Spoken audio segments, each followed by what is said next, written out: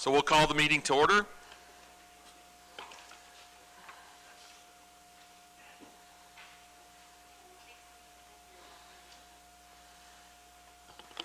We have regrets from the mayor this evening. He is not feeling well, so I am Richard Malash, Deputy Mayor, sitting in for the mayor.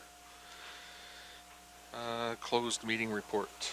No closed meetings this evening, so we have, do we have any declarations of conflict of interest from council members? And I see no one here saying they do, so we'll move on.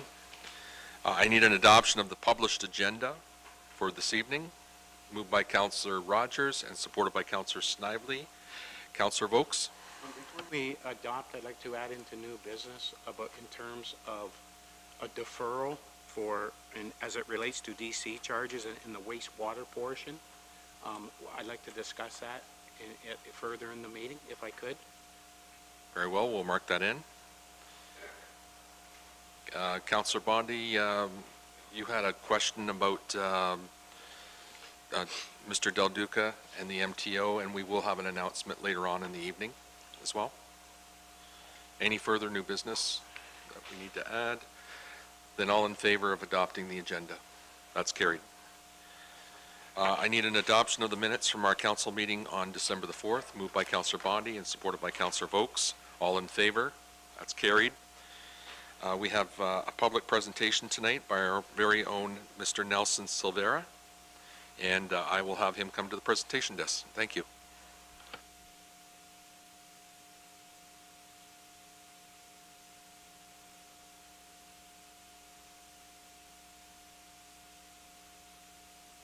I should have mentioned as well, Mr. Nelson Silvera is also our Economic and Development Officer. Thank you.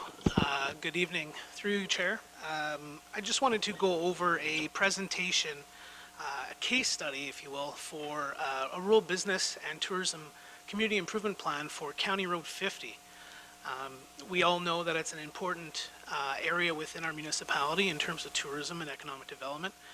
Growing region for tourism and winery business and agricultural related business.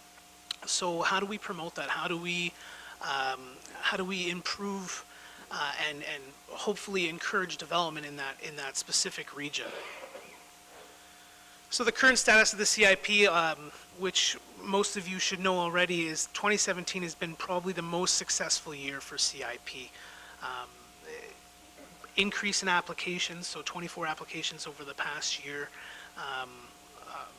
A lot of matching dollars have been handed out, and businesses are improving their storefronts, and we're seeing an increase of businesses in the downtowns taking advantage of that program.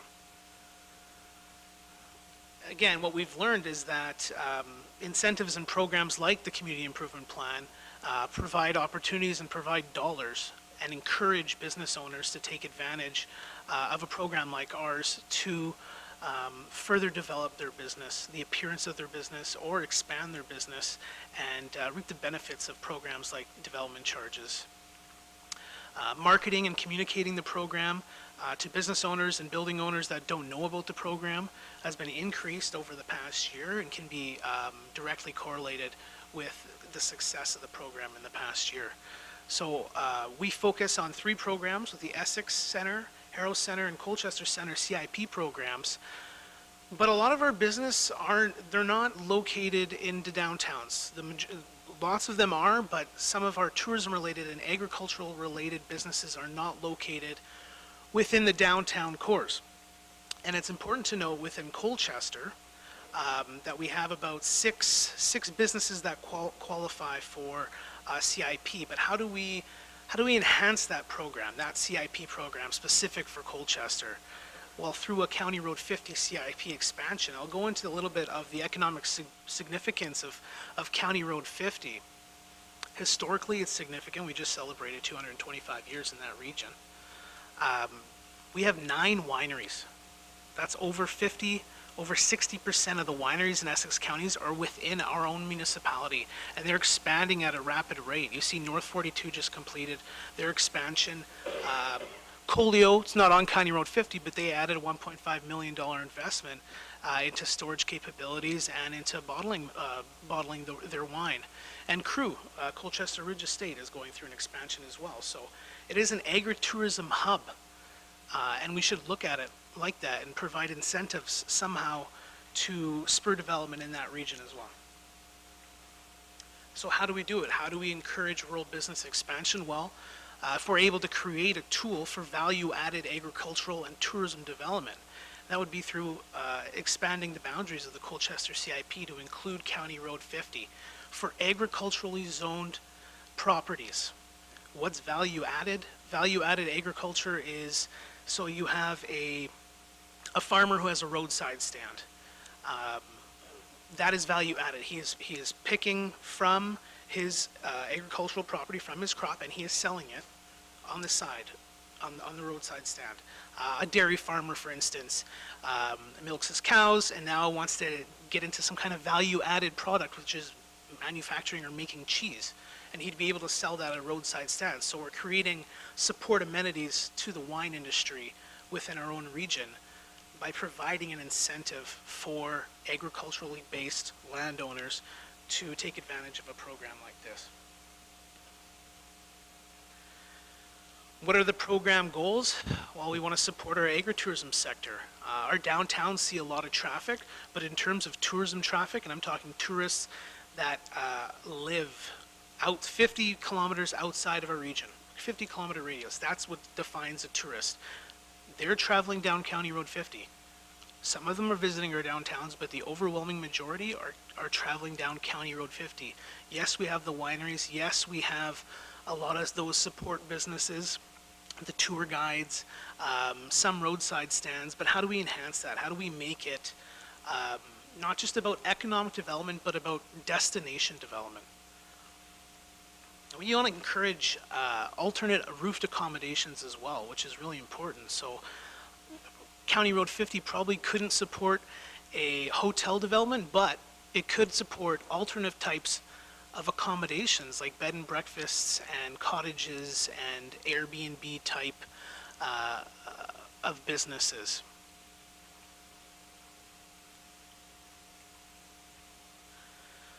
So the benefits to the farmer, the benefits to the agricultural landowner. So we want them to prosper. We want them to diversify their business somehow, and by providing a CIP type of incentive, hopefully we're moving in the right direction of doing that.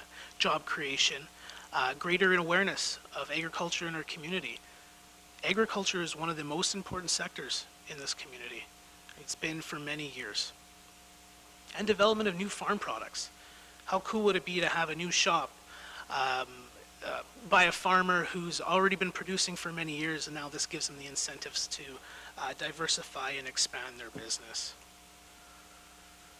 Those are the type of uses that you could see potentially. You know, a new winery, yes, we're aware of that, but different kinds of value-added processing or packaging, cheese factories, bakeries, abattoir, which is butcher, retail uses, turning that roadside stand into an actual farmer's market.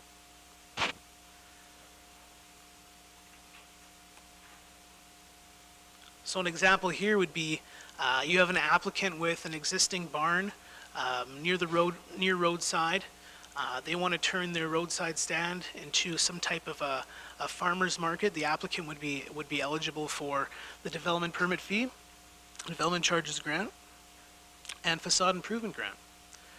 The program doesn't change, the boundaries change, and the type of program changes. Not focused on commercial properties, but focused on agriculturally zoned properties within County Road 50. So in conclusion, I just want to touch again about economic development and about our CIPs as well. Our downtowns are crucial, and this program wouldn't be taken away from the work that we're doing to improve our downtowns by providing incentives for businesses to expand. We're expanding a boundary and creating a new program, the first of its kind in Essex County, to target agriculturally zoned properties to spur development for support amenities in the growing wine industry in Essex County. Thank you.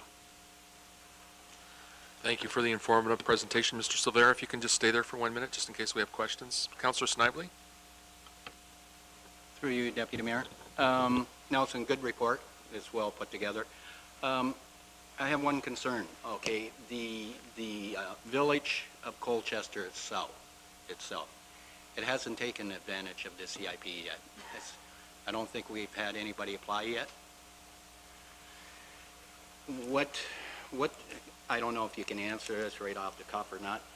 What can we do to encourage people to take advantage of that? What, is there further steps we have to take?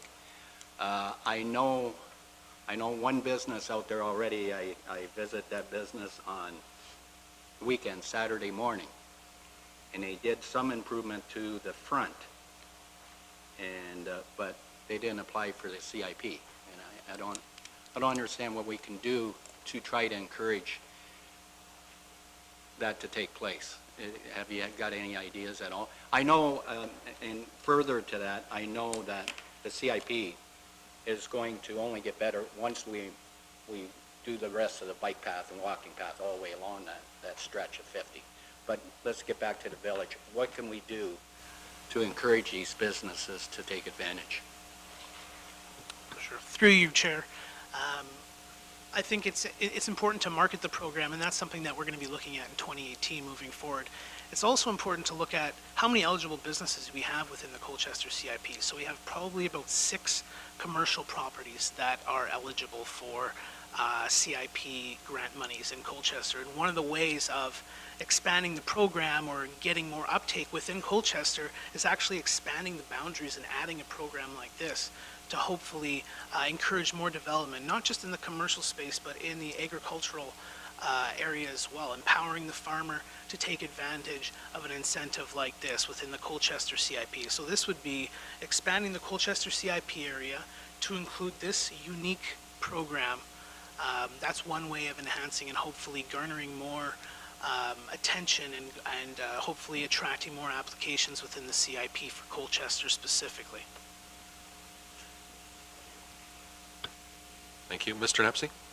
Yeah, through your worship, I just wanted to add on to that, that in your next report that's following this, Mr. DeBoer has talked about the Colchester CIP in there, and specifically what planning has done to try and get that program to take off in Colchester and things that they're working on moving forward. So it's noted in there that they met with individual business owners within the CIP area. They've distributed copies of the implementation strategy. There's a brochure the program provided and developed, within Town Hall, the Arena and Guesto office. The web page for the Colchester CIP is also in development, and they continue to work with the manager of communications, Nelson as well, and those local businesses to let them know. So they've been pushing it, and they continue to push it, I guess. So I just want to make sure that that's known out there. Follow up? Thank you, Your Worship. Further to that, that pamphlet that I give you from down east there, you're getting some ideas from that? Through your worship, yeah, we're actually currently working on a community information package. Hopefully it'll be ready early 2018, and it's not just a CIP brochure. It's a whole package like you showed me. We have presentation folders, new community profile. It's going to be a really nice package that we can hand over to developers. I appreciate your input on that as well. Because I think that was well put together by that municipality there. For sure. Through you, Chair, this one is going to be very well put together. We have a design company that's working on it right now, and all the information is currently being put together. So. Good. Thank you, Nelson. Yeah. Thank you. I have Councillor Bjorkman, then Bondi, then Vokes.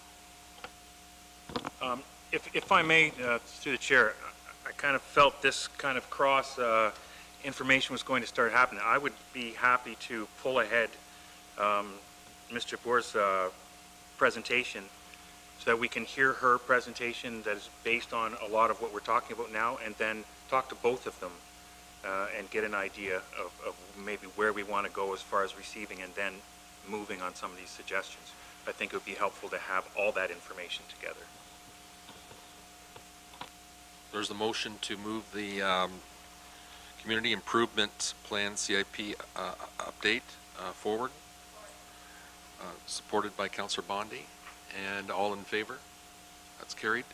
So we'll have the report, we'll have Ms. Jabor present, and then we'll receive the report, and then we can ask questions again to both Mr. Silvera and Ms. Jabor. Through your worship, as the report indicates, and as Mr. Silvera has stated in his presentation, it has been a very good year for both the Essex Centre and Harrow CIP. We've accepted more applications in 2017 than any other year and have distributed more money for both centres in 2017 than in any other year as well, for both Essex Centre and Harrow.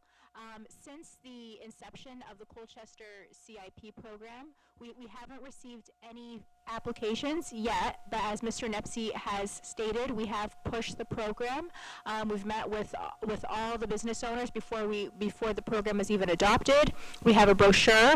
Actually, the CIP webpage is up and running, and we'll continue to work with communications and with economic development to push that program. Any opportunity we had this year, including Colchester 225 and the historical event with Seamus Gunn, we distributed those brochures at those events as well, and we'll continue to look for opportunities to distribute the brochures in 2018, and like I said, continue to work with communications and economic development. With regards to the resolutions or recommendations we're proposing tonight, the rehabilitation grant, that's the landscaping and buffering grant, we would like to amend it to include the construction of ground signs with peripheral landscaping. Signs are only an eligible project under the facade improvement grant, and they're only eligible if they're actually on the building facade. We've received a lot of interest from business owners, particularly churches, institutions like churches, who would like to put up a ground sign, and we believe that it's very similar to a lawn ornament. We believe it would be a very good touch to the property, but that they would only be eligible for that ground sign if they were to include peripheral landscaping as well. So that is one of the recommendations we're making tonight, to amend the CIP implementation strategy to include that under the rehabilitation grant. The report also notes talk about possibly including the Harrow Junior School and Harrow High School, which we can also discuss, and of course the CIP project area to be expanded to include County Road 50. And just a touch on that. Next steps, if council does decide to go forward with the CIP project area, is to have a public meeting and to amend the bylaw to include County Road 50. Okay, so I'm going to ask for a motion. We should have received Nelson's, Mr. Silvera's report, his presentation, moved by Councillor Snively and Councillor Rogers. All in favor? That's carried. And I'm going to have our clerk, Mr. Auger, read off a declaration. Through you, Mr. Chair. We'd be just looking to for council to receive planning report 2017-40 together with the recommendation noted by Mr. Jabor. So perhaps we'll have a discussion first, and then we'll come back to that before I get a motion on that. Gives everybody plenty of time to discuss. So anybody, I actually had Councillor Bondi and Councillor Vokes that did get a chance to speak earlier. Thank you, Mr. Chair. So I think it's great. I really look forward to seeing what Mr. Silvera is going to bring to us, because it always seems like it's really out of the box. And this is something that when I opened my council agenda, I didn't even expect to see. So it's out of the box. I think it'll be well received in the area on County Road 50. I'm in support of it in theory. What I'm kind of trying to figure out now is funding mechanism, right? Like everybody, oh yeah, that's great, but where are we going to get the money from? Without, so now we started with Harrow, and then we went to Essex Centre, and then we've included Colchester, and Colchester is using Harrow Centre's money. There's more money, but Colchester's in, and now County Road 50 is coming in. So I feel like I'm a little worried we're going to open up the floodgates, because we don't know what could be coming. I'm not too worried about the lack of uptake yet in Colchester, because the program is relatively new, and it took a while for the Harrow CIP to really get the wheels turning. So when you put a grant program in place, businesses have to have matching funds. So, you know, if I had to do something and had to have matching funds, I might want to save up a year or two and plan a project So it's not instant results. So my questions are, how are we going to fund this? Because I believe tonight we're passing our 2018 budget. So we need to find a funding mechanism if we're going to run with this in 2018. And I'm really interested, I have no issues with the recommendations from Mr. Boer, including the construction of ground signs. That I think is something that can easily be supported. I really would like to see, as per my notice of motion later in the meeting, both school properties in Harrow included in the CIP area. To me, those are really the red herrings in the municipality. If we could get some development in Ward 4 in either of those properties, if we could get those properties included in the CIP area, paired with 0% development fees, we might actually see some of those properties cleaned up. Or my fear is that the residents of Harrow are going to be looking at old schools for the next, who knows, 15 to 20 years. So that's kind of my thoughts. I love it. It's out of the box. I do have some questions on how we're going to roll it out. You know, what is the max? Like, I'm sure it's the same as all the other ones, right? Like, there's some money down there, right? So if a winery comes along and wants to do a renovation, right? I don't want it to empty up all of the pot in Harrow. So I want to investigate the issue and see how council can support it. Thanks, Councillor Bondi. Councillor Vokes. I'm just going to reiterate what Councillor Bondi said. I guess the main concern is financially sustaining it. It's obviously a good program, and the limitations have proven to us. When we put a line in the sand, somebody comes forward. We put another line in the sand, somebody comes forward. And the line in the sand went from this to this to this, and now it keeps going. And only because the program is fruitful and it creates harvest. So, but with that being said, how do we sustain? And by the way, in terms of Rita's position on the ground signs, I like that. Because it's all about enhancement, right? Whether it's a sign or whether it's a facade, as long as it pleasantly looks good. So what the question is in reiterating what Councillor Bondi said, it's a great idea, it's good incentives, it's good process, or progression, but how are we going to sustain it? Because we already have our budget in place.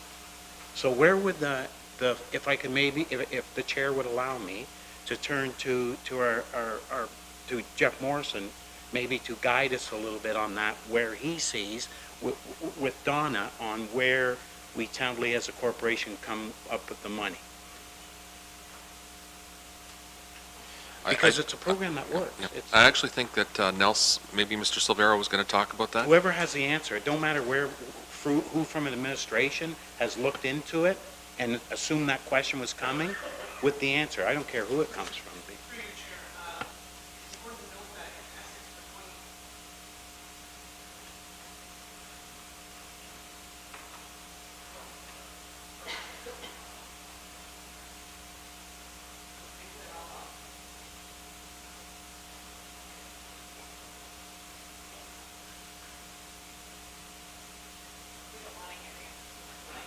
We can hear you now, so I For 2018,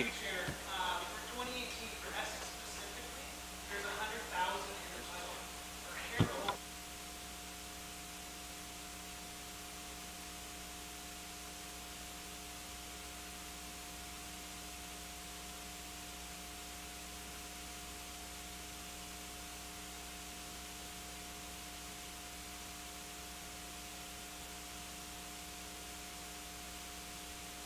Thank you. Thank you. Councillor Vokes, any further? Okay. Mr. Morrison? Through the chair, just to add on to what Nelson was saying, is that for Harrow Colchester, there is $190,000 in the budget for that. However, $90,000 of that is already committed to tax increment financing for a prior approved project. So there's $100,000 of available funds. Very good, thank you.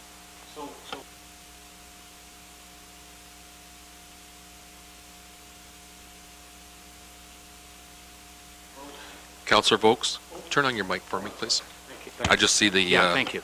So with 100,000 being there in a smaller community, in a hamlet such as that, it really would suffice, right? It would work. Help me out. Maybe I could turn to Donna for this. Wasn't there something in terms of the province, how they control the CIP program a little bit? Through your worship, I think that's best answered by the planning department in terms of who controls what. Through your worship, I just want to emphasize that this wouldn't be a whole new program. It wouldn't be called the County Road 50 CIP, because if that was the case, we'd have to get approval from the county and from the province. So we're looking just to enhance the Colchester CIP by including mention of that in there, and that would just mean an amendment to the bylaw and a public meeting. But yes, if this was a whole new program, there would be some discussion with the province and the county. Well then, so just in summary of that real quickly, our CIP program would consist of three folds: Ward 1, Ward 4, and now tentatively this particular area. That's correct. Okay, thank you. Okay, thank you. Councillor Bjorkman. Thank you, Chair, and thank you both for those reports. It's great to see how much is happening right now. With the report, the last one that came out shows that for 2017, the amount of monies that have, the uptake that we've had, $196,000 in Harrow and $189,000 in Essex. That's incredible that we've got that kind of work going on. That being said, I get a little bit nervous because some of those totals, we have some people that have taken advantage of the CIP that own a chunk of that. And we don't have a top end of what we'll support on any one project. So if they get into development fees, like we've had a couple of the pharmacies and the bigger ones that come through, there's $40,000 in permits and fees that money has gone to. And the idea of the CIP is to ensure that we spread that money out, that we have money to help businesses that are looking to improve, small and large.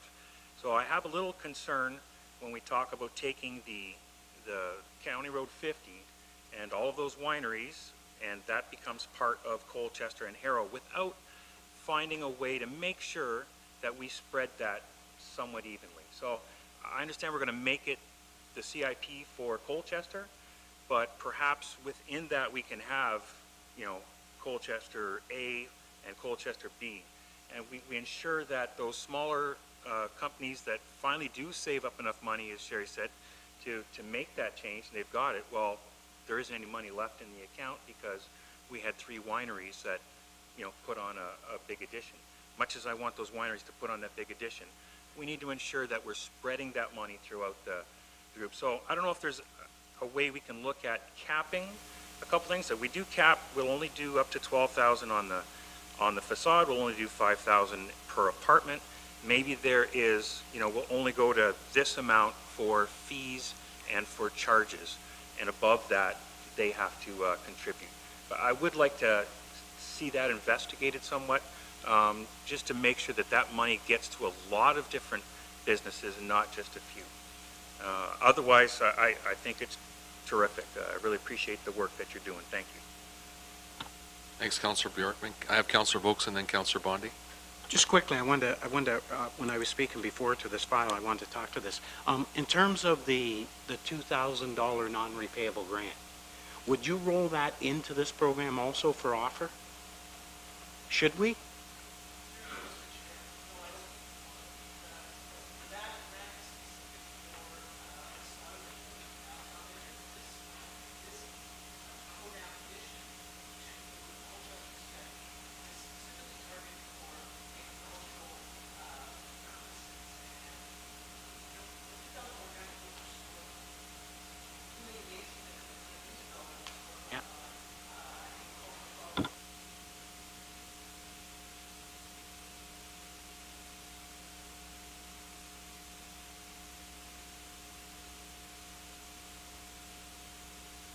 Okay, thank you. I just wanted to figure if we were going to add it in or now would be the time, but I think if, in terms of that, it makes sense. So I would support that as long as the balance of council would too. So. Thank you, Councillor Bondi.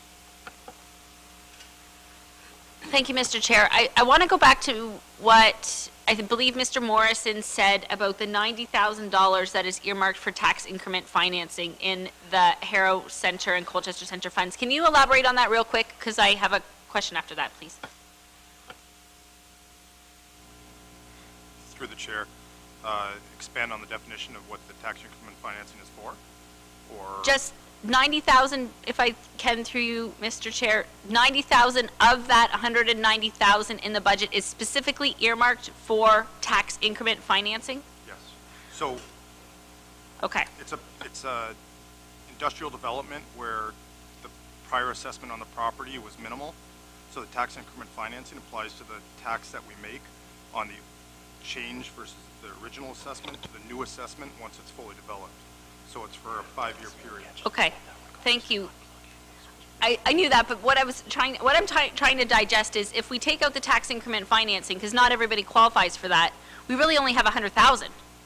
We really only have 100,000, and I want to knock on council's door later this meeting and say, let's have a serious conversation about putting our money where our mouth is for the junior school and the high school.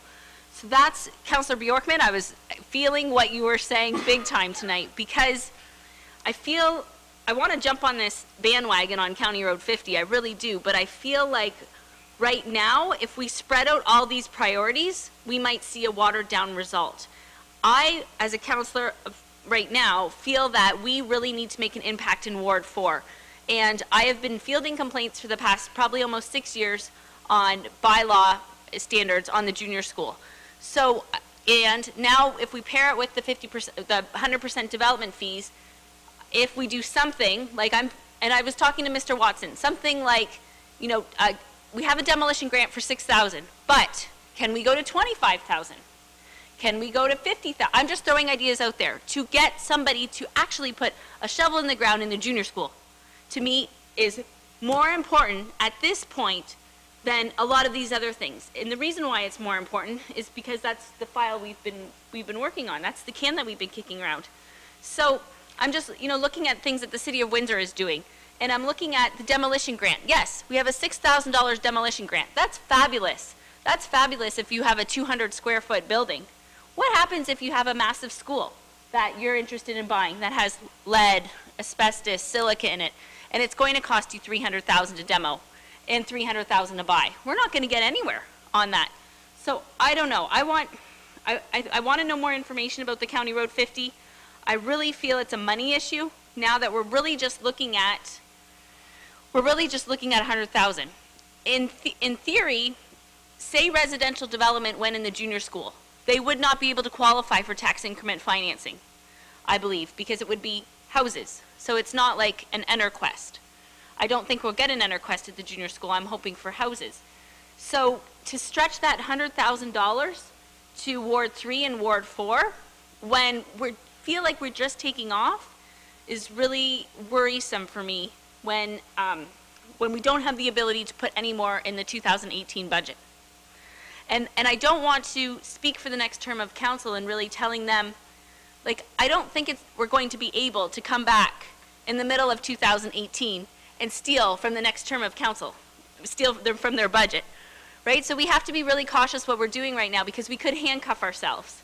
You know, we could possibly see some developers come forward for the schools in Harrow, but we're like, oh, you know, we spread ourselves too thin. So that's my conversation on, that's my rant on that. Thanks, Councillor Bondi. Councillor Vokes. Just a point, Councillor Bondi, you may not have been at the meeting, but Mr. Morrison had identified to council about 7 or 8 minutes ago that there was $190,000 there, and he said that that leaves us with a balance of $100,000. So he had indicated that to council at the meeting we were at.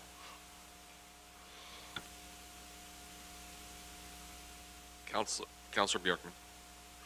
I'm going to make a motion that we accept, I believe it was the first that we receive and approve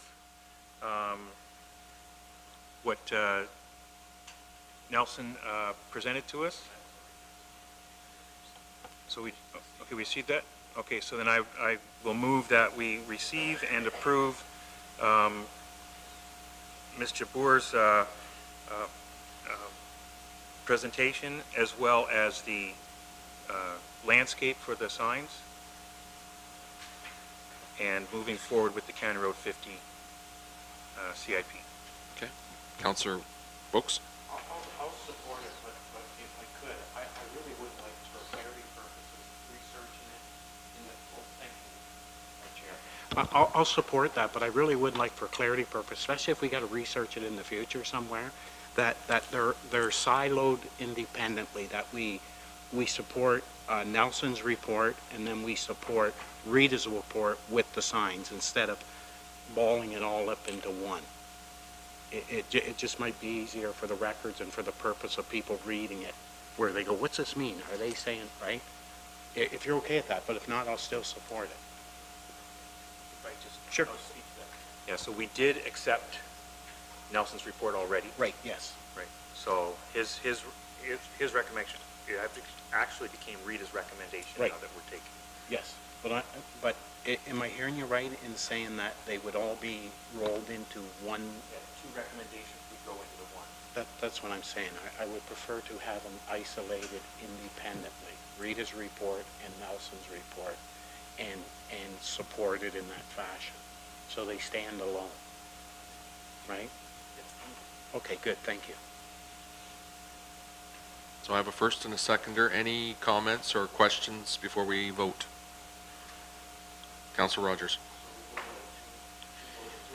So, Mr. Ogier, could you read back the motion then?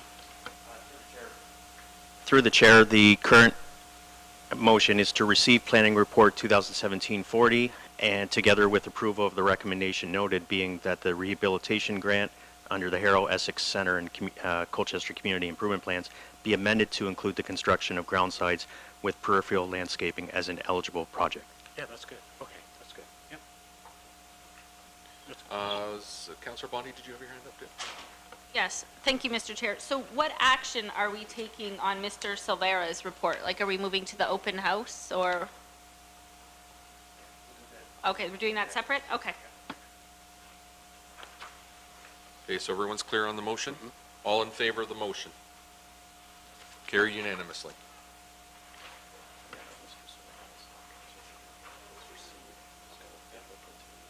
Okay. So on Mr. Silvera's report earlier, all we did was receive.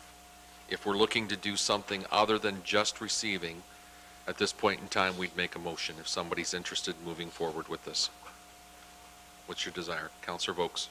Well, I think you should put a motion forward to support it and expand it to that area in an independent CIP program, and support it with the $100,000 remaining in the financial opportunity. Councilor Bjorkman, are you seconding? Second with a... Second with the question Sure. or amendment? We always, Rita established with us that we don't want to put a standalone. We want to augment the Colchester CIP so that we don't have to go through the entire process with the provincial government. Oh, no, I find that. Yeah, so it would be, so we will move forward to the open house information meeting that Rita gave us.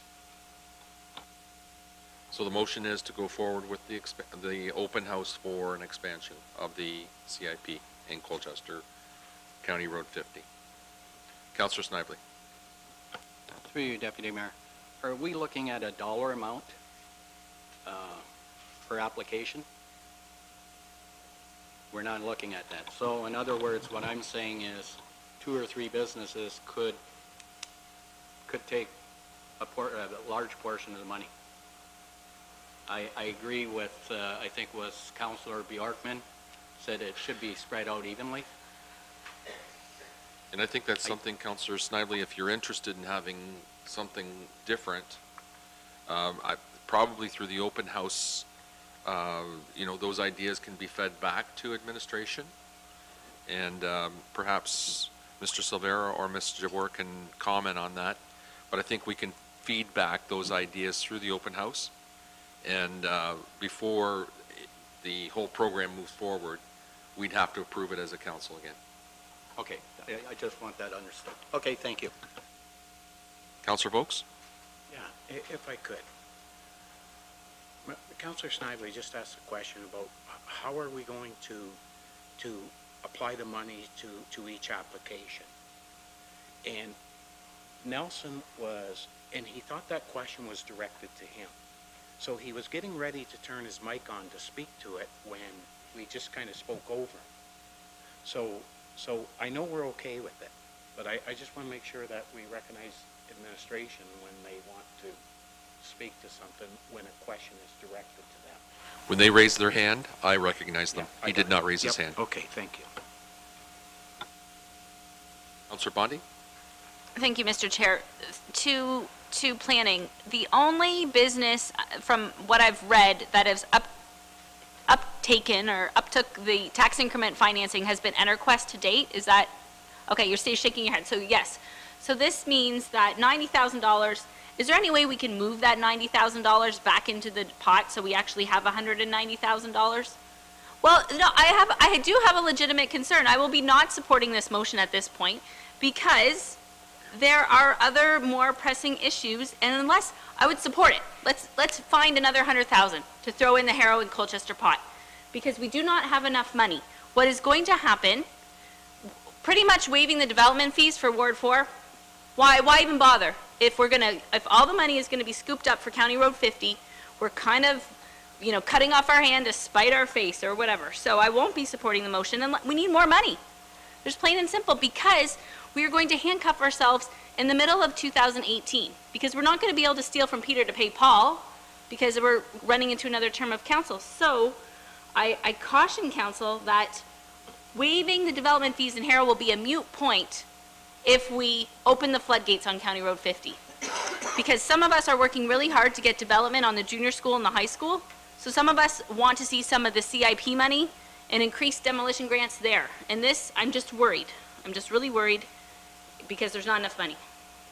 Counselor Bondi, you had a question. Mr. Morrison, I think, is going to answer or try to answer the question.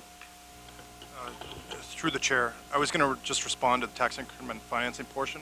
That money is specifically towards that industrial development. That is taken in as tax revenue and it is offset under the tax increment financing grant. So if you'd like to add another $90,000, that would have to come from other sources of revenue. For clarification, if I can, through the chair, is that specifically for the one building, for the one EnerQuest? Yes. Okay, so that really 90 grand really isn't even there because it's already spent. It's already used. So we only have $100,000 in Wards 3 and Wards 4. That's the point I'm trying to make, is that we only have it, right? So when we look at the numbers for Harrow and how much we have there, we need to wash that 90 grand because it's confusing. Counselor Vokes? We got $100,000 and we're talking about a hamlet of Colchester. We're not talking about a dense urban development. And so tentatively, we could allow for 8 opportunities to come forward.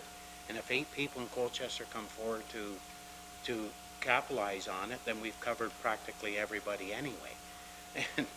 And so if we get to that point and the program's being successful, like we did when Bose Collision come to us, like we did when Scott's come to us, we go back to the table, we have $90,000 there that tentatively we could redirect, and we could use it.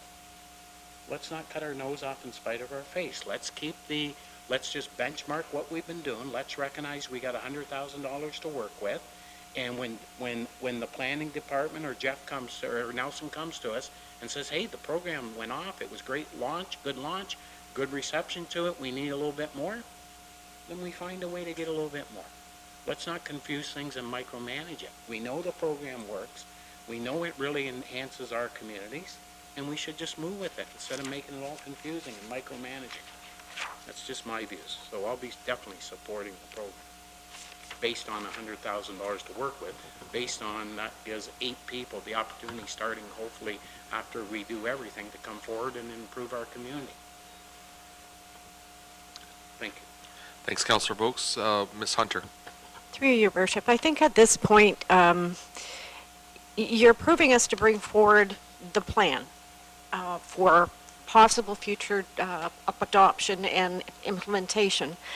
At this stage, I think we can go back to the table and look at the dollar values that we have, see what other creative things that maybe we can come up with. But I think at this point, I think we just need to go back and start the process, and then we can decide in that process if you want to continue or you want to stop. Okay, very well put. The best thing that could happen is that all of the money is spent. That means the program is successful, and then we find where we can get more. Okay, I'm going to call the question. I think we've had enough discussion. All in favor? Carried. Ms. Bondi, Councillor Bondi, did you want your vote recorded? Okay. That is carried then. Thank you. Thank you, Mr. Silvera and Mr. Boer.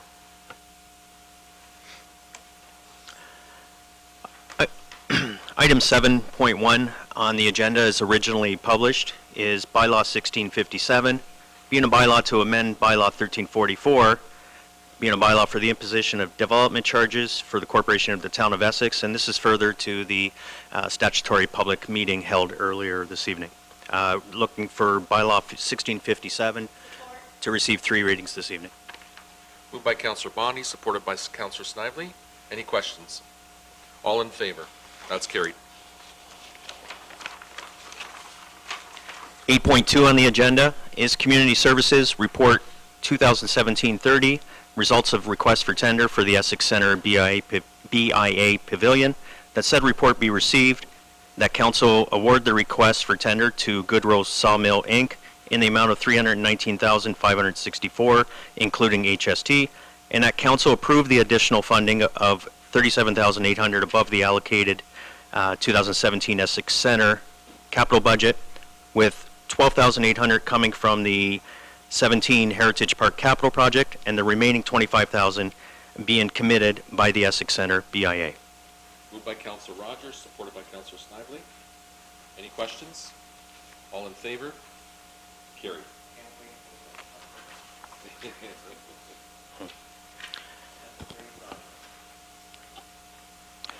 8.3 is Community Services 2017-31, Subsidized Recreation Program. That said report be received and that Council support the subsidy funding for the unsponsored recreational programs. Councillor Bjorkman and Councillor Bondi. Any questions? All in favor? That's carried. Oh, sorry. Mr. Sweet has a comment on this. Through you, Deputy Mayor, just really quick, just so we know the impact, with this additional funding, we're able to add 5 free public skates at each arena, so a total of 10 and 13 additional swims. So for Tim Hortons used to sponsor those in the past, this now covers it. So Thank you very much. 8.4, Economic Development Report, September to October 2017 update, that the report providing Council with activity report for the months of September to October be received. Moved by Councillor Bondi, supported by Councillor Snively. Any questions? All in favor? That's carried. 8.5, Economic Development 2017-06, read Downtown Walkabout 2017, said report for receipt. Moved by Councillor Snively, supported by Councillor Bjorkman. Any questions? All in favor? Oh, sorry, Councillor Snively, question? Just one quick question on the, in the Harrow walkabout. If I could, maybe Chris might be able to answer this. Have we come up with a solution on the condition of the old gas station where they removed all the sod, and have we come up with a solution there? When we're getting Mr. Sweet? through you, Deputy Mayor, solution is we did seed it, we did sod it. They came in and when they did some work and they're supposed to put it back to where it was. Our manager has met with them, and in the springtime they'll be addressing that. Okay, thank you. Thank you. All in favor of the motion then? That's carried. 8.6 is Chief Administrative Officer Report 2017-006, reward open houses fall 2017, said report for receipt this evening. Moved by Councillor Bjorkman, supported by Councillor Rogers. Any questions? All in favor? That's carried. 8.7, Clerk Report 2017-012, read 2018 election procedures and forms for voting and the use of vote counting equipment for receipt. Moved by Councillor Bjorkman and supported by Councillor Snively. Questions? All in favor? That's carried. 8.8 on the agenda is Clerk Report 2017-13, read 2017 Ward 3 by-election post report for receipt. Moved by Councillor Rogers and supported by Councillor Bjorkman, and back to Councillor Rogers for a question.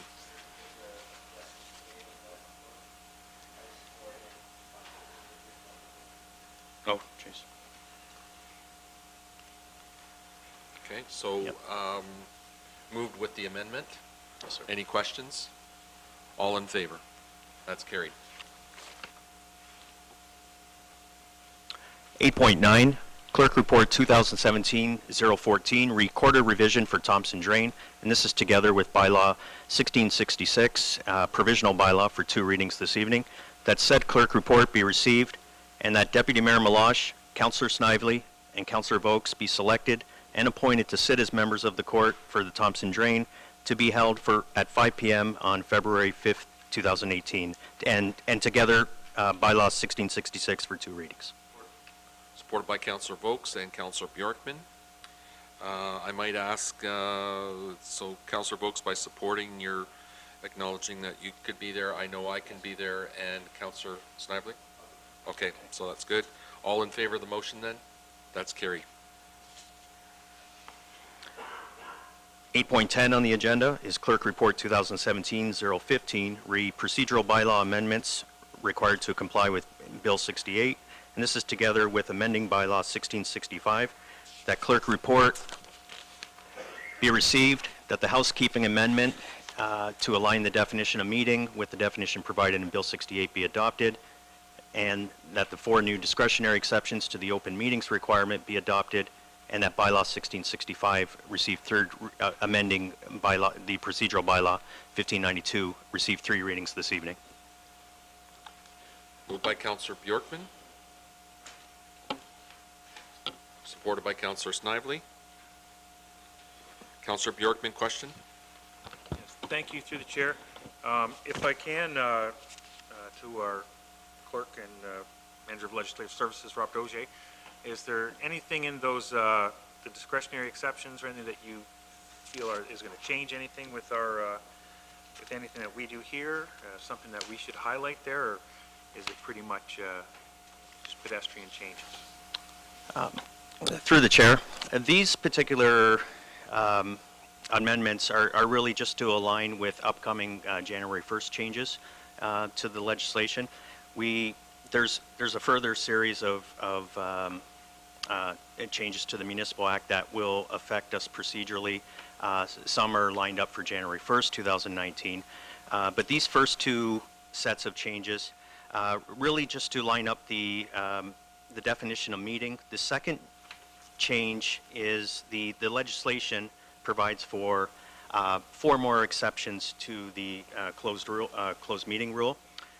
So, for example, the one exception is information supplied in confidence by the Crown or an agency of the Crown, a trade secret or scientific, technical, financial, or labor relations information supplied in confidence that could be expected to prejudice significantly the competitive position. So that's another exception now that's allowable under the Municipal Act. Any discussion or information relating to trade secrets or scientific or commercial, financial, and then finally a position, plan, or procedure relating to any ongoing negotiations. So at this point, all we've done is put in place the amendments to line up with the legislation and the changes created by Bill 68.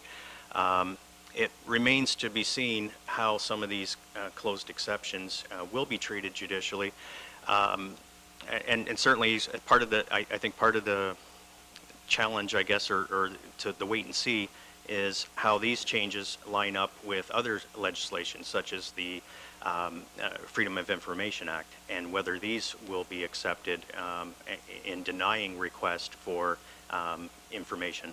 So at this point, it's just a couple of preliminary changes.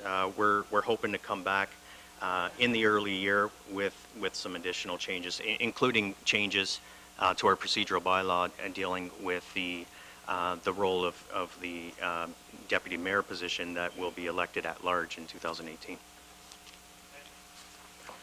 Any further questions on this motion? All in favor of the motion? That's carried. Mr. Ogier, I just have one report that I want to go back to for a second, and that's 8.6 Chief Administrative Officer's report on the ward open houses. Just for the general public, it's not really a question, but just a general comment, so that the public knows. We had open houses, combination of one for Ward 3 and Ward 4, and another combination of ward meetings for 1 and 2. All of us councillors have already thanked our administration, but I just want to do it publicly on record here while those home viewers are watching. But our administration put a lot of work, and all of council has already thanked our administration over and over again. They went over the top on these presentations and did an excellent job. We're going to be having more of these ward meetings, and I would suggest if you're at home listening right now, that you try and pick up on those dates and come out. They were well attended, but I'd say that there could have been a lot more people than what there were there for the amount of work that went into them. And hopefully we see double or triple the volume at these meetings next time. But again, thank you to all the staff from all of us who sit on council. You guys did a great job. Thank you.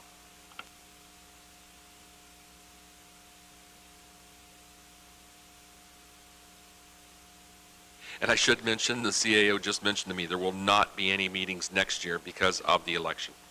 But they will come about again in 2019. We'll start having those meetings again. Thank you.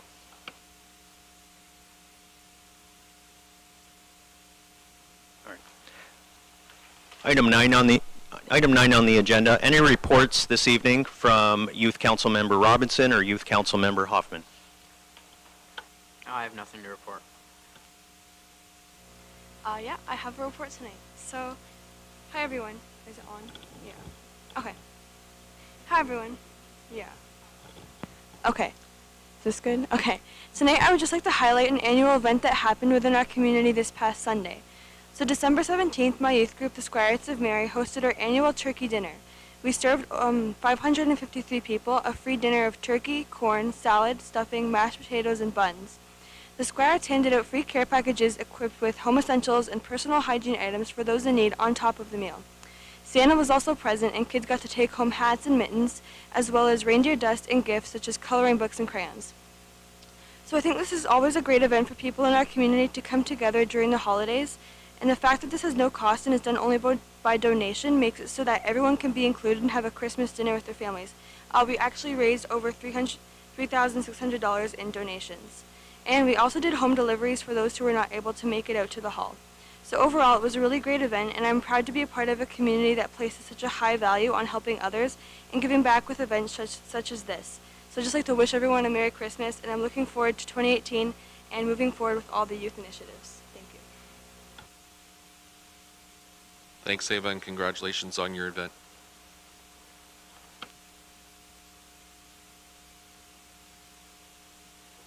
Can I have a motion to receive the report?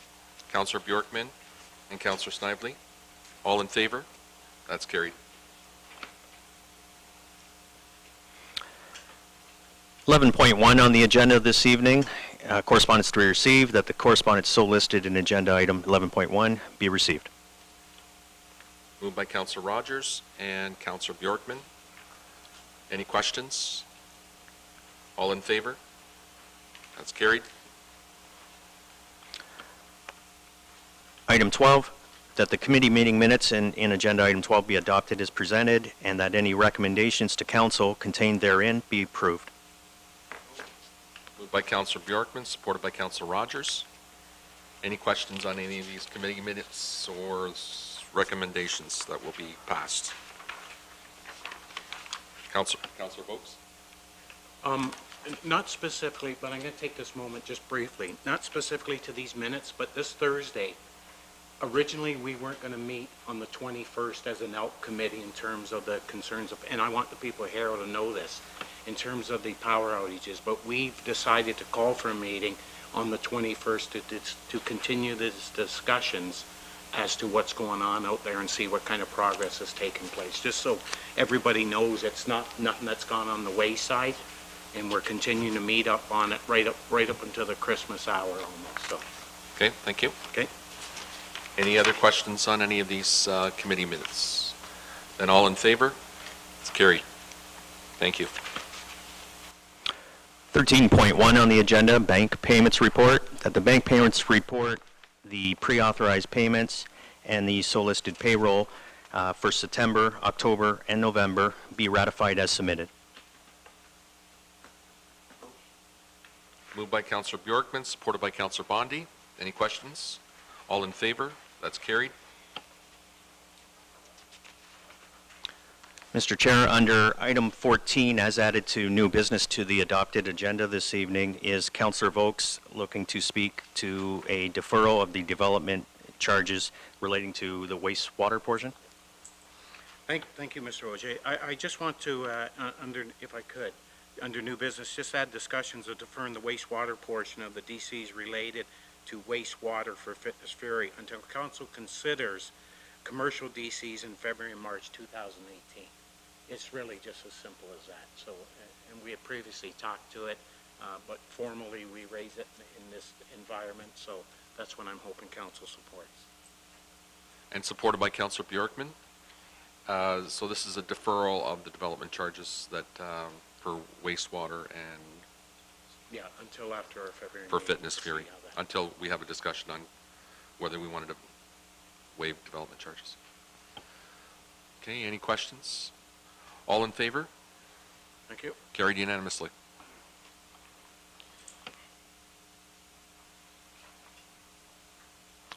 Aye. Yeah, so you want to do that under announcements or yeah, I'll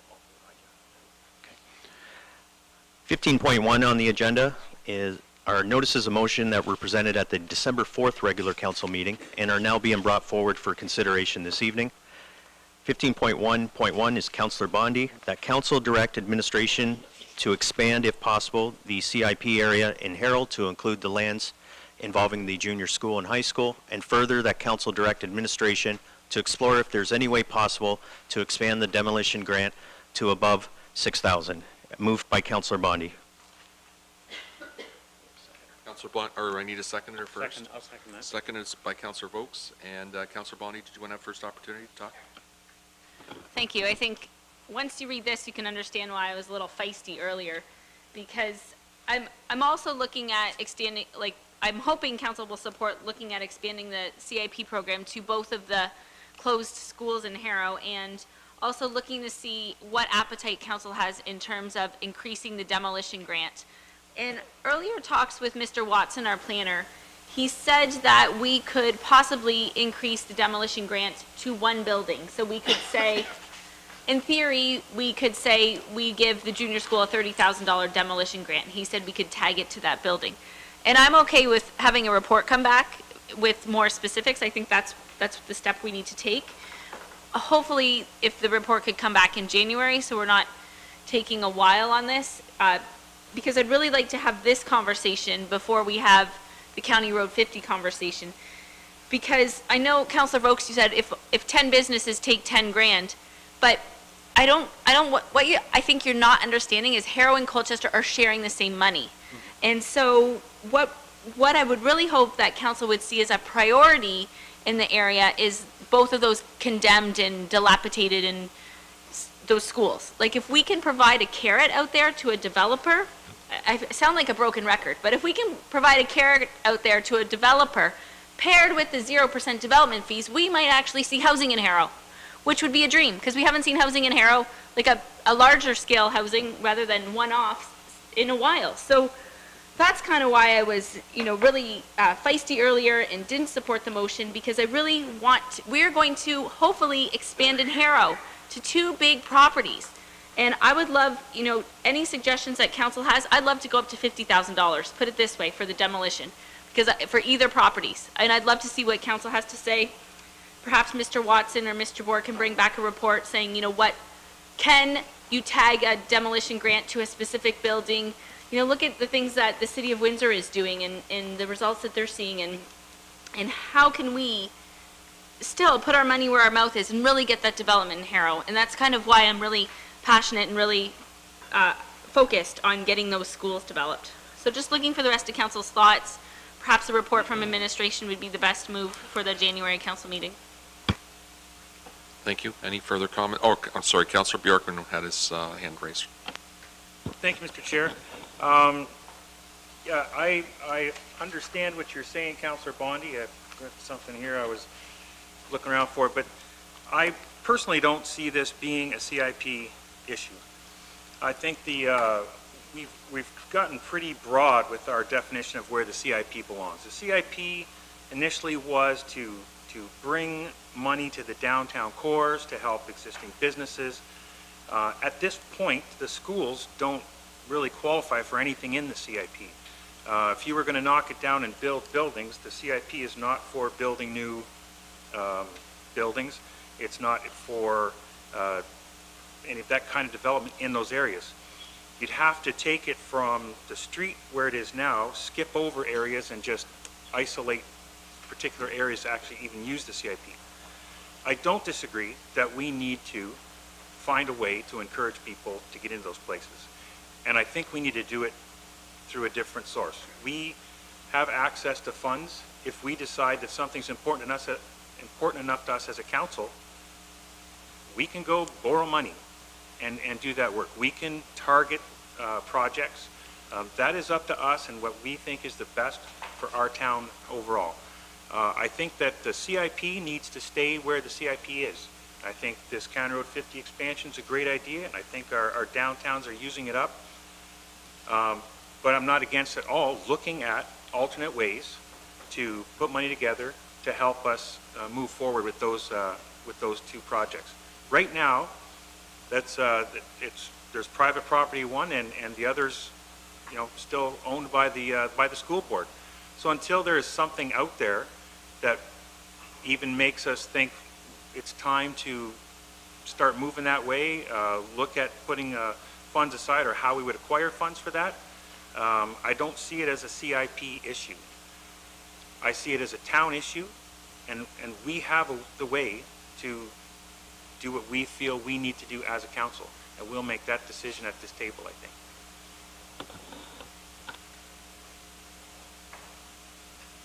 Any further comments from councillors?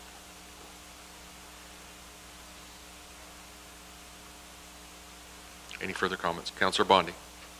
So I will say I completely disagree, but in the light of moving forward on a common goal, the common goal is to see some action there. So the City of Windsor has a brownfield redevelopment community improvement plan, which I believe EnerQuest was a brownfield, because of the train tracks. So the development on EnerQuest is a brownfield. If the schools were demoed, they'd be a brownfield. If we're talking about expanding the CIP all the way down County Road 50 from the west to the east, and then we're talking about merely spreading it another block to include a school, I think we're kind of hypocritical. So, but I am all for finding different ways. If you think there's another way, I'm all for it. Maybe the way is saying, I don't know, the town will cover your tipping fees. I don't know. I'm just throwing things out there. I believe Mr. Nepsey has said before that he was, trying to think of other things that we could do when we were talking about the Colio estates. How else can we meet developers? We can change my motion just because I want it to pass. I want to see something to say, to have a report come back from administration on different ideas on how we can develop those properties. I'm fine with that. Maybe the CIP could be one component of those ideas, and tipping fees another, and I don't know, development fees, and I don't know. I don't know what the rest of it looks like. But it definitely would be a brownfield development community improvement plan, CIP, if it was. If development fees would fit into it, facade could fit into it, accessibility could fit into it, the demolition grant could fit into it, I think we could marry many of the components of the CIP with development, if we could get development on those lands. If there's something more we could do, let's have that conversation. But we also have to remember that we are into 2018. Our 2018 budget is set, so we really don't have a lot of wiggle room. And we really can't, it's unlike other years where Councillor Vokes is saying, we just move the line up in the sand and move the line up in the sand. This year, council's not going to be moving the line up in the sand. We're kind of staking our claim right about now. We're kind of done. Come May, we're going to be lame duck, right? So we want to kind of make our moves now. So I want the word out there that Councillor Bondi is willing to do just about anything to get the junior school or the high school developed. If council does not want to expand the area to include the CIP, that's their prerogative, but the CIP money is there. We could extend the boundaries, just like we're extending the boundaries around County Road 50. We have extended the boundaries in Harrow 2 or 3 times now. The CIP in Harrow started off really small when I first started in 2011, and then it moved a little bigger, and then it moved a little bigger, like we've moved it bigger and bigger. But I'm interested in everything and anything we can do. Thank you. Councillor Snively. Through you, Chair. I agree with Councillor Bjorkman. I don't think we should be touching the CIP program for these 2 properties. I strongly believe internally, I think if a report comes back, that something can be done for funding. If we have an interested party to buy either one of them schools, I'm sure we can come up with some type of funding to help them out. Because I want to see the schools developed as bad as you do, and you know I do.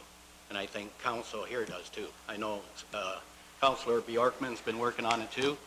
I think we all want to see both them buildings developed. I think if we have to come up with money, as a council, we always have, we will come up with funding. So, leave it at that.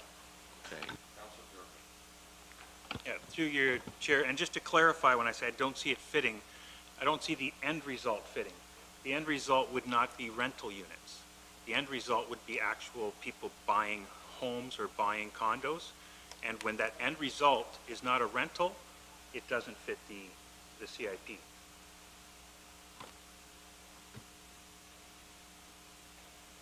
So I'll go back to Councillor Bondi as the original mover on this. Did you want to continue on with this motion as it is, or did you? I will accept an open-ended report with direction to administration to provide council with ideas on how those 2 lands can be marketed or how those 2 lands can be developed. But I would like in there one aspect on what the CIP, what could be done in one aspect of the CIP, because one of them could be residential and one of them could be an old age home per se. So if it is an old age home, that's very different than residential, I would think. So I know there's kind of 2 schools of thought and 2 developers out there that are interested in that. But I'm more than able, like if anything comes back, I'm just happy that something is coming back. Are you good? Councillor Bolts, are you good with that change? Yes, absolutely. Okay, so everyone understand what the motion is? Okay. So all in favor of that revised motion? Councillor Rogers, did you want, oh, you don't want it recorded that, okay. Thank you, so that carries. 15.1.2, under notices motion for consideration this evening, that administration investigate the feasibility of fiber optics throughout the entire town of Essex, as moved by Councillor Bondi. Need a seconder? I'll second it. Thank you, Mr. Chair. It's just pretty straightforward. There's been some media lately with other local municipalities investigating and actually going forward with fiber optics throughout their municipality, and it's just kind of fitting to everything that we have going on. Tourism, hotels, sports tourism. I know that my internet in Harrow, with the good service provider I have, is really, it's rusty. It's really hard. So I don't know how yours is at your cottage, but it's probably not great.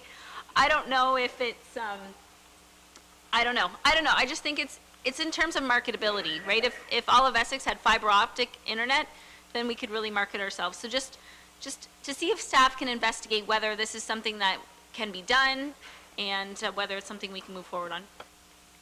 Thank you. Councillor Bjorkman. Yeah, thank you, Mr. Chair. And just a question to the chair. Is this the SWIFT program that the counties work on? Is that anything comparable to what's happening with the county? Are you asking, I have no idea, to be honest with you. I think we were asking, Mr. Morrison might have the answer to that. Through the chair, I believe portions of it is the SWIFT program. I believe there was announcements in the newspaper a little while ago as it pertains to Amherstburg and a portion of that SWIFT funding. I believe Harrow was a portion of that previously, maybe up to 6 to 8 months ago. So can I just get some clarification on what exactly you're looking for? Because providing fiber optics isn't something that a municipality does. Are you looking for are there private enterprises looking to expand fiber optics in the area, and what tools are available for them? Is that what you're looking for? Yes, thank you, Mr. Morrison, through you, Mr. Chair. It's my understanding that Amherstburg worked with Bell to do all of their fiber optics. It was no cost to the municipality, so perhaps it would just be like a letter out to the providers saying, are you interested in doing that? I have no idea. Yeah, I'm just going to throw a comment in here too. Cottam, it's not Cottam Bell, but the Cottam, Gosfield North Communications is someone else that we should be looking at. They've done Bell River Road going into Bell River, and they're expanding down different areas. If the town of Essex is interested in pursuing. I'm also going to say that I've had many calls about internet connection and when can we get fiber optic connections in rural Essex, both Ward 3 and Ward 2 in particular. I know in the village of Colchester and along the lake we have many problems there with connecting, but I live in the rural part of Ward 2, and I know that our connection is very poor. It's a common topic of discussion whenever I'm with a group of residents or neighbors in that area. Very hard to attract businesses to come to an area where there is no internet connection. So I think it's something that we really need to move forward on.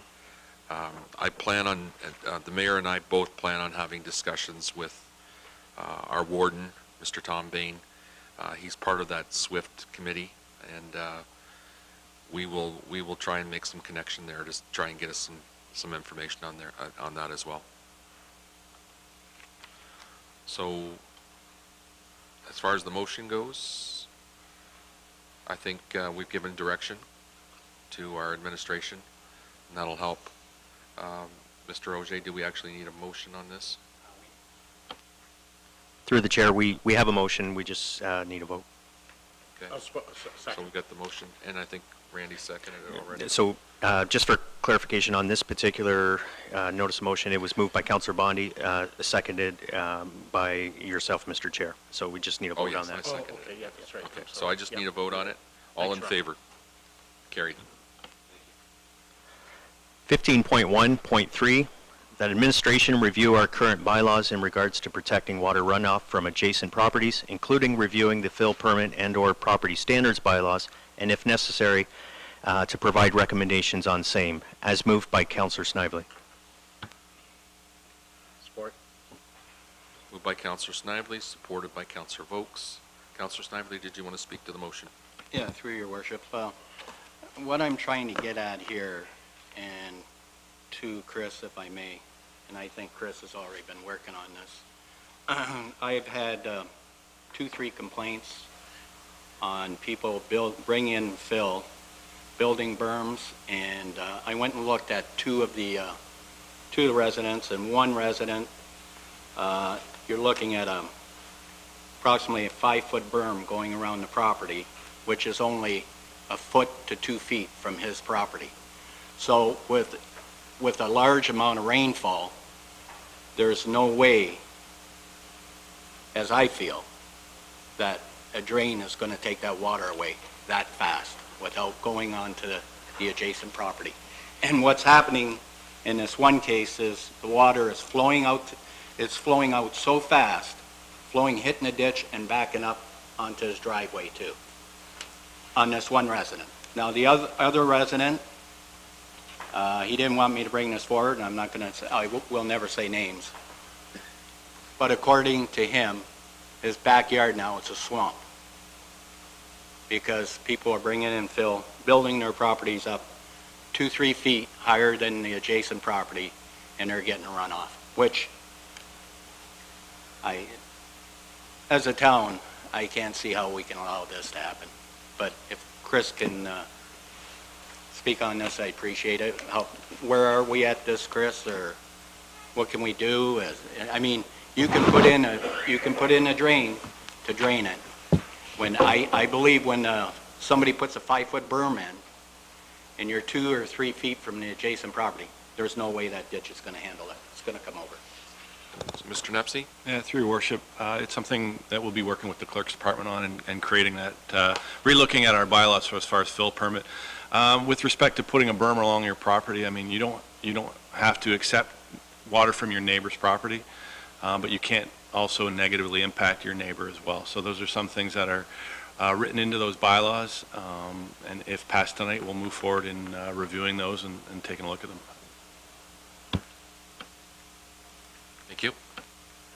Councillor Vokes, did you have something follow-up?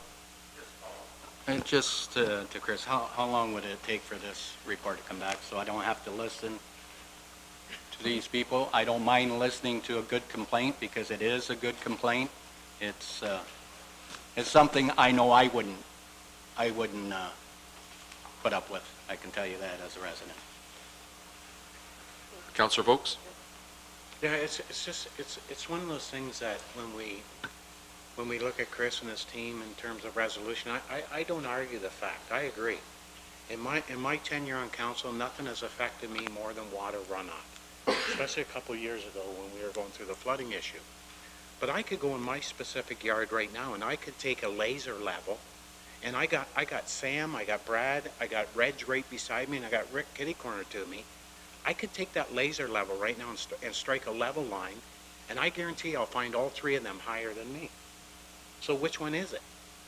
Whose property is running onto mine?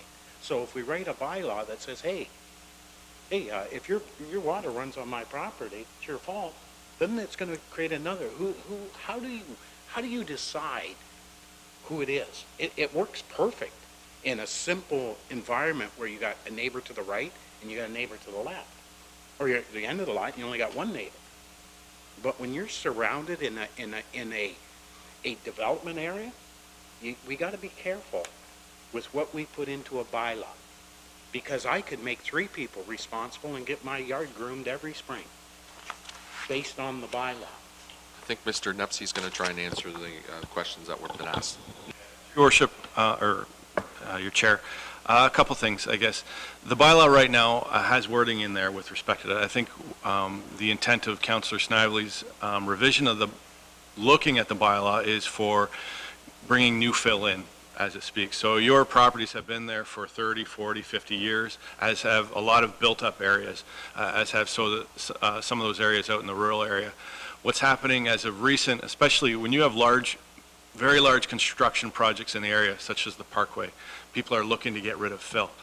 People get paid to take fill. Now people are taking advantage of adjusting their lots and building up their areas with that fill, and I think those are the instances that Councillor Snively is looking at. So something, taking your example, Councillor Vokes, is if your neighbor brought in 4 truckloads of dirt today, that's different than your property that's been there for 40 years. And you're right, all these places in Essex I've been to, I'd say pushing hundreds of them myself with respect to neighbors' lot lines or built-up areas are higher than mine. This bylaw would address specifically bringing in new fill, changing your lot grading, and then looking at how that affects your neighbors. So that's what I'm looking at. All right.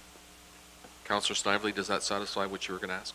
Yeah, and to Councillor Vokes, this is just concerning people that are building, like if you went down certain roads, you'll see a berm being built, like 5 to 6 foot berm, almost to the property line of the adjacent neighbor. So when there's a heavy rain, 2 or 3 inch rain, where do you think it's going to go? It's going to go right over on the neighbors. And that's the concern. For somebody to build up their property, I haven't got a concern with that, as long as their drainage is going to take it away. But there's no way, I don't care what anybody's sitting here tonight, if you put a ditch in there, it's not going to handle that amount of water coming off that berm once there's grass on it. Yeah, again, okay. Thank you. And just one comment that I'd like to bring forward to, didn't know there was new bylaw being worked on, but is rear yard drainage. I know there's other municipalities that have that built into their subdivision plans, and that's something I don't believe that we have right now. But it's the onus is put on the new subdivision coming in to have rear yard drainage. Say that fast, 3 times. Mr. Nepsey. Through your chair, that is currently in our development standards manual. That is into those subdivision agreements. The issue is, as always, it can be written that way, designed that way, maybe even constructed that way, but within a 2-year, 3-year, maybe 4-year period, things tend to change and we have to come back. But it's definitely in our development standards and our design guidelines. Any other questions before we? Okay. Okay, all in favor of the motion? That's carried. Thank you.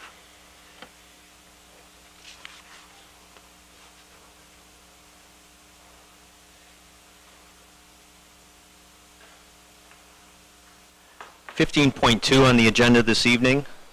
The following notices of motion are being presented only this evening and will be brought forward for consideration at the January 15th, 2018 regular council meeting.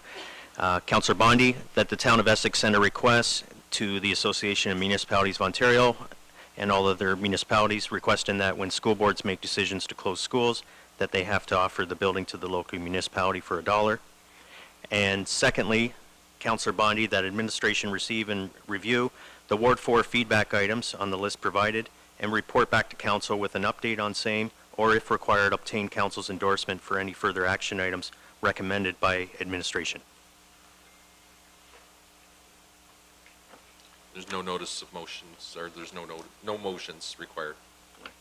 Yeah, no discussion. Any reports from council members or announcements this evening, including holiday greetings? And I believe, Mr. Chair, you have a statement this evening? Yes, so before we get into the greetings, I do have a statement on behalf of the mayor. And this is in support of Highway 3 twinning. The issue of Highway 3 has been brought up countless times before. The groundwork for construction has already been done, but the frustrating lack of action continues. So with that said, as reported in the Windsor Star this weekend, more than 16 months ago, the Ontario Transportation Minister, Stephen Del Duca, visited our community and witnessed the troubled state of this roadway. At that time, Mr. Del Duca agreed that the expansion of the highway was much needed, and yet here we are again. Here we are looking back at 2017 with no progress on this project. This road's a critical piece of infrastructure for our community and the region as a whole. Hundreds of trucks travel the road every day, along with countless commuters, including many of our town's employees. It is all too often that we're saddened by the deaths and injuries of people traveling this roadway. With growth in the local economy, the lack of progress towards twinning will only make this road more dangerous. We all know that Highway 3 needs to be twinned, and 2018 is an election year for the province. With that said, the mayor will be attending the Ontario Good Roads Association conference in February to once again advocate for the project alongside our county and municipal neighbors. The mayor will bring forward a letter of support as another sign that our council is united on this front, and we will continue the fight for funding of this very important project. So that's the announcement the mayor asked me to make tonight. Any comments or questions? Oh, sorry, we don't. This is an announcement. You're not allowed to make comments. I got a couple. I think we're all on support. So we're going to go around, and I'm going to give Councillor Bjorkman, sorry, Councillor Snively. If I may, before we start, I'd like to thank Rick Weber for donating a Christmas tree, and I think we put it up in Colchester. He donates it every year, which we really appreciate. Okay, thank you. Any further comments? Did you want to, go ahead and do your Christmas if you want Okay. to, Christmas announcement. On behalf of myself, my family, and council, we wish everybody a very, very safe, enjoyable holiday, and everybody, include every ward out there. Thank you very much for the support. Thank you. And since we're on that side, I'll continue over there. Councillor Rogers? Thank you. I would just like to reiterate the greetings for the entire town and all our neighbors. Have a Merry, Merry Christmas and a prosperous 2018.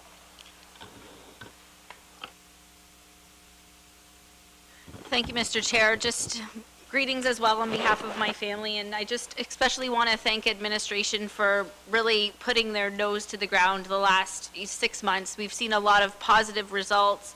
We've had successful open houses with administration taking time away from their family. December 6th, administration came out, Nelson Silvera, Doug Sweet, and Donna Hunter came out to the chamber meeting and provided administrative support.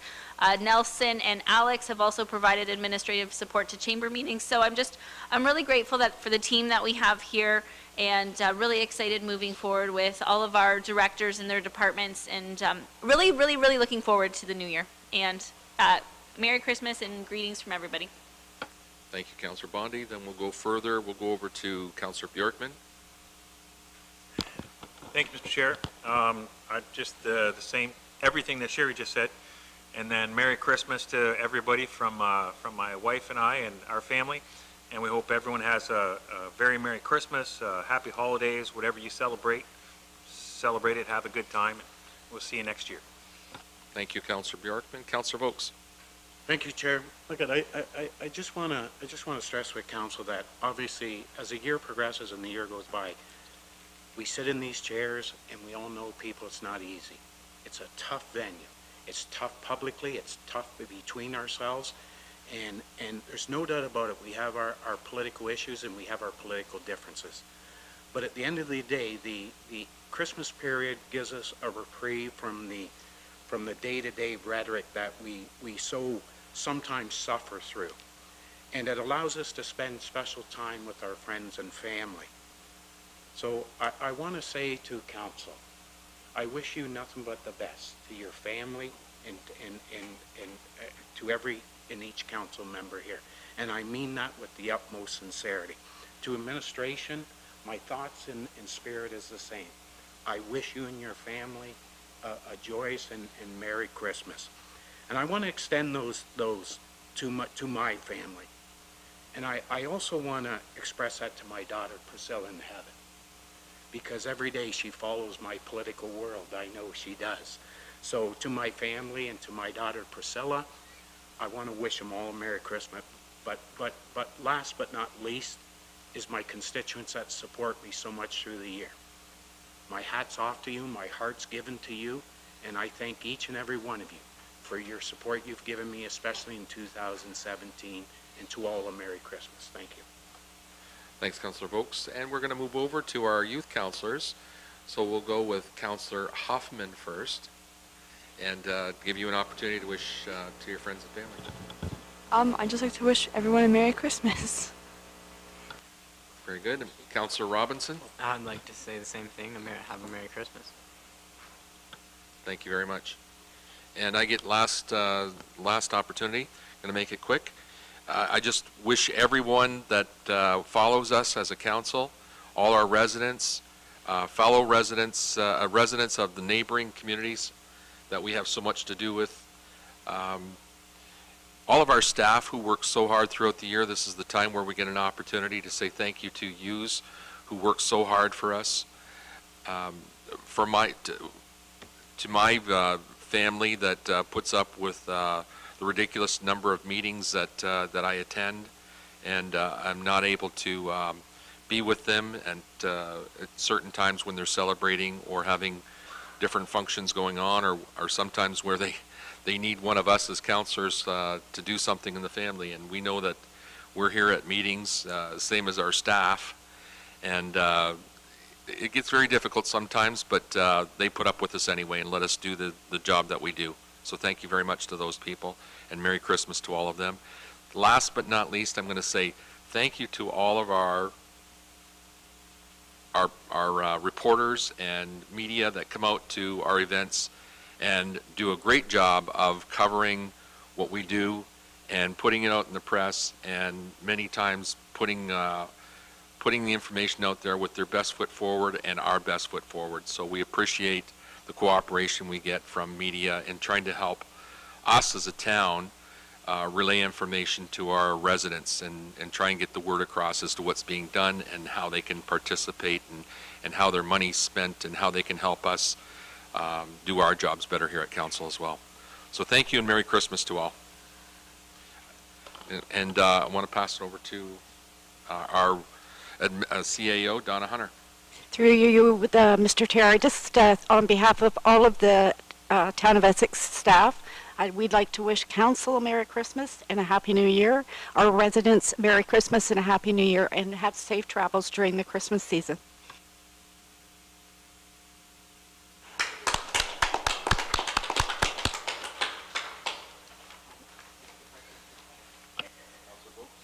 So can we just, are we going to allow with council activities or council? Yes. If you have some activities, please. Well, my activities are really active I was just wondering where we were because I've been following up with some people in terms of Eric Hoskins and the letter that was sent to him. Was it sent to Eric Hoskins and to the Premier? Through the chair, that letter's been done in draft. It still does need to be, it's with me at the moment, though. Thank you. Yep. Yep, that's good. Thanks. Any other announcements that any other councillors would like to put forward? Okay, we'll move on to, Councillor Bondi. Just, thank you, Mr. Chair. Just, there's a New Year's Eve celebration that the Harrow Chamber is presenting and putting on at the Harrow Arena, I believe 6 to 9 on New Year's Eve. So come on out. It's a family event and it's free, and I hope to see you there. That's where I'll be with my kids. Woohoo! Thank you. And now we'll move on to bylaws.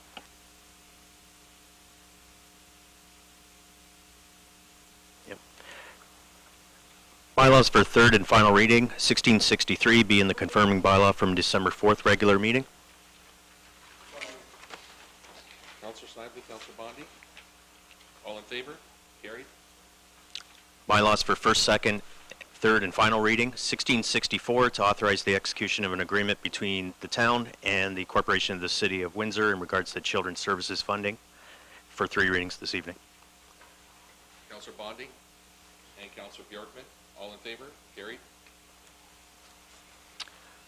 Bylaw 1668 being a bylaw to adopt the 2018 operating and capital budget estimates. Councillor Bjorkman. Councillor Snively, all in favor? That's carried. Yes, Councillor Snively.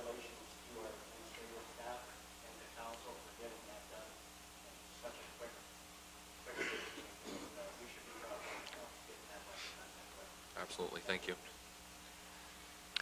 Bylaws for first and second reading this evening, 1659 being a bylaw to amend 1037, the comprehensive zoning bylaw for the town of Essex.